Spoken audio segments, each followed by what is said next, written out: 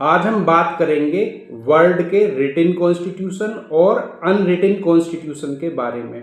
तो रिटिन कॉन्स्टिट्यूशन क्या होता है? जब किसी देश के संविधान के नियम एक ही दस्तावेज या कुछ निश्चित दस्तावेजों में लिखे हों तो उसको रिटिन कॉन्स्टिट्यूशन कहते हैं। भारत का कॉन्स्टिट्यूशन इसका सबसे बड़ा उदाहरण है। रिटिन कॉन्स्टिट्यूशन की विशेषताएं क्या क्या होती हैं?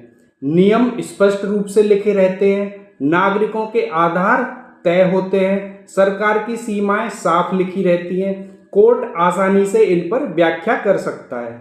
रिटिन कॉन्स्टिट्यूशन के उदाहरण कौन कौन से देश हैं? भारत है, अमेरिका है, फ्रांस है, जापान और जर्मनी। रिटिन कॉन्स्टिट्यूशन के फायदे क्या क्या होते हैं? स्थिरता और स्पष्टता होती है, मनमानी पर रोक होती है, न्यायिक सुरक्षा मजबूत होती है। रिटिन कॉन्स्टिट्यूशन के कुछ नुकसान भी होते हैं, जैसे संशोधन प्रक्रिया बहुत कठिन होती है, कभी कभी बहुत ज़्यादा कठोर होती है। और अनरिटिन कॉन्स्टिट्यूशन क्या होता है?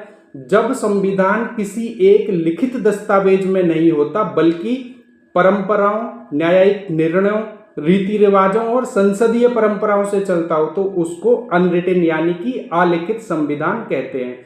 इसका प्रमुख उदाहरण है यूनाइटेड किंगडम यानी कि यूके।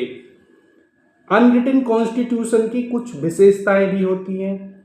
लचीलापन अधिक होता है, समय के साथ बदलता रहता है, परंपराओं पर आधारित होता है। जैसे एग्जाम्पल में यूके है, न्यूजीलैंड आंशिक रूप से, इजराइल काफी हद तक। इसके फायदे क्या होते हैं? जल्दी बदलाव इनमें संभव होता है, व्यवहारिक और लचीला होता है। लेकिन अनरिटिन कॉन्स्टिट्यूशन के नुकसान भी होते हैं। नुकसान क्या क्या होते हैं? अधिकार स्पष्ट नहीं लिखे होते, सरकार की शक्ति पर बहुत कम नियंत्रण होता है, आम नागरिक के लिए इसको समझना बहुत कठिन होता है। भारत का संविधान रिटिन यानी कि लिखित और विस्तृत है, जबकि ब्रिटेन का संविधान अलिखित और परंपराओं पर आधारित है।